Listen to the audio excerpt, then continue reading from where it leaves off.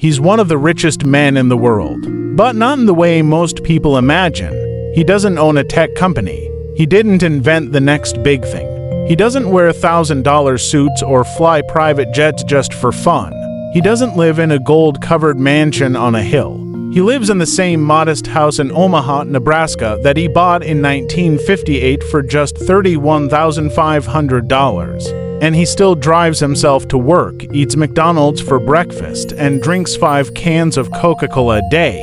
This is not the story of glamour. This is not a tale of noise and glitter and luxury. This is the story of discipline, of clear thinking, of radical patience, and of a man who learned early in life that money isn't made in the chaos, it's made in the silence. His name is Warren Edward Buffett. And while the world knows him as one of the greatest investors of all time, his story is not just about money. It's about mindset, about simplicity, about focus, about playing the long game when everyone else is chasing shortcuts. Warren Buffett was born in Omaha on August 30th, 1930, in the middle of the Great Depression. Times were tough. Banks were closing. Families were struggling. But inside the Buffett household, there was something different. His father, Howard Buffett, was a stockbroker and a man of values, conservative, ethical, driven. His mother, Leela, was a strict but loving presence who believed in discipline. Young Warren grew up in a home where dinner table conversations were not about cartoons or games, they were about stocks, markets, politics, and personal responsibility. From an early age, Warren had an unusual relationship with numbers. While other kids played with toy cars or baseball bats, Warren was memorizing population figures, studying pricing charts, reading investment books, and calculating odds. At 6 years old, he began selling chewing gum door to door, not because he needed the money, but because something inside him loved the thrill of transaction, the idea of buying low and selling a little higher. At age 11, while most boys were busy worrying about school bullies or baseball cards, Warren bought his first stock, 3 shares of Citi's Service Preferred at $38 each. The stock fell to $27. He panicked. His heart sank. The feeling of losing money hit him like a punch in the gut. But he held on. Then it rose to $40. He sold quickly. He was relieved. But later the stock went above $200. That moment, a small transaction on paper became one of the most important lessons of his life.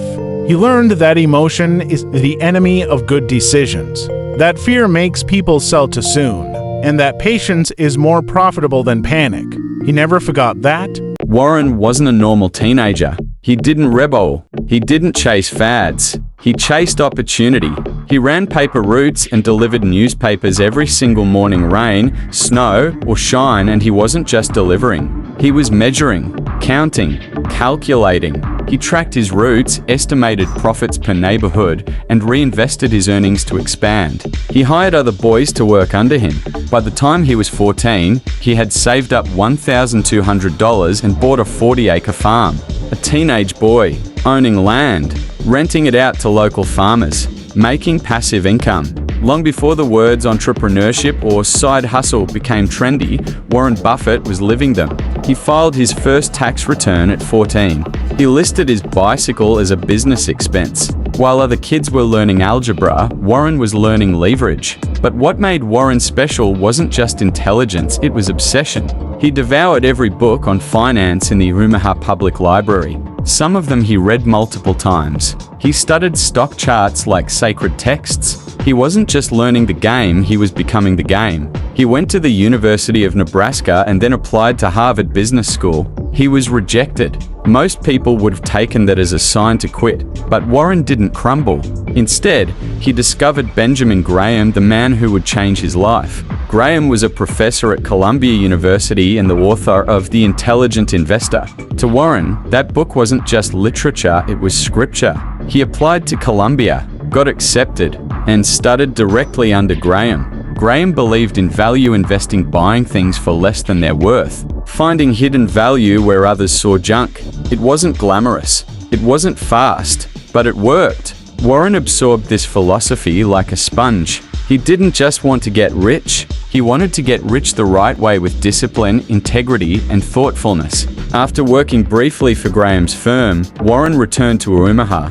At the age of 25, he launched Buffett Partnership Ltd. with $105,000 pulled from friends and family. He had one condition: he would only take a fee if he outperformed the market. This wasn't normal. This wasn't greedy. It was performance-based. Warren didn't believe in making money unless his investors did too. And he didn't just outperform the market, he crushed it. Year after year, Warren posted returns of over 20, sometimes 30%. He didn't gamble. He didn't chase hot stocks. He looked for businesses that were undervalued, well-managed, and had long-term potential. He believed in holding, in waiting, in watching the magic of compound interest work quietly in the background. Then he stumbled upon a struggling textile company, Berkshire Hathaway. It was old. It was inefficient. It was dying.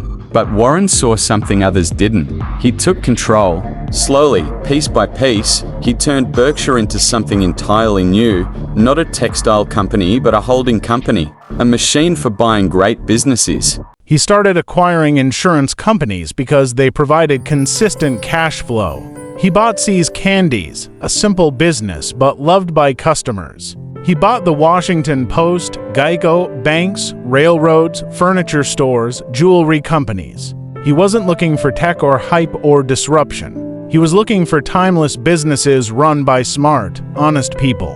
He never overpaid. He never rushed. And he never lost sight of his compass. Through all this, one man became his intellectual partner and closest ally, Charlie Munger.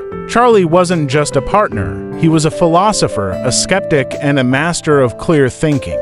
He challenged Warren's ideas, refined his methods, and helped him evolve. Together, they built a company and a way of thinking that became the gold standard in investing. Their annual shareholder letters became required reading for investors around the world. Their meetings in Omaha became legendary, drawing tens of thousands of people from all over the globe. Not because of flashy presentations or entertainment, but because people came to hear truth, logic, simplicity. They came to learn the power of thinking clearly in a noisy world. Even as Berkshire grew into a massive empire worth hundreds of billions of dollars, Warren's life remained simple.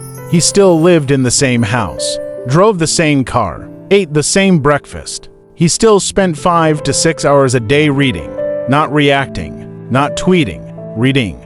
He believed that the key to success wasn't doing more, it was thinking better. He said, "I insist on a lot of time being spent almost every day to just sit and think." In a world addicted to hustle and hype, Warren Buffett was a monument to stillness. He never tried to be popular. He never tried to impress anyone.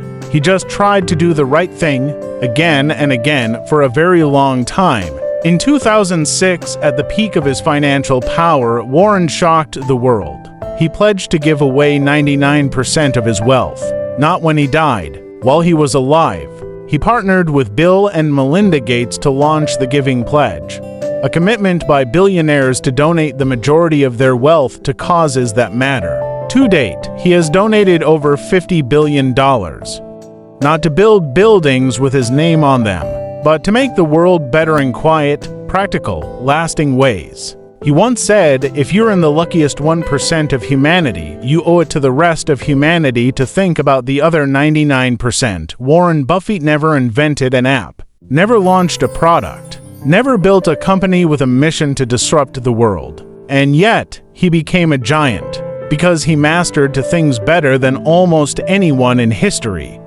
The first was the power of compound interest, the quiet, relentless growth that happens when you let money, knowledge, and habits accumulate over time. The second was emotional control, the ability to stay calm when others panic, to be greedy when others are fearful, and to be fearful when others are greedy. Warren Buffett is proof that greatness doesn't require genius. It requires consistency, patience, integrity, and a willingness to be boring. He often said, "The stock market is a device for transferring money from the impatient to the patient." He was the most patient of them all. His story isn't just about money. It's about how to live. It's about how to think for yourself in a world that wants you to follow. It's about how to stay calm when others are frantic. It's about how to live simply, invest wisely, and give generously. And it's about how to win out slowly, steadily, and silently until the world can't help but notice. Because in the end, true wealth isn't what you keep. It's what you build, share, and leave behind. Warren Buffett didn't just teach us how to invest. He taught us how to live.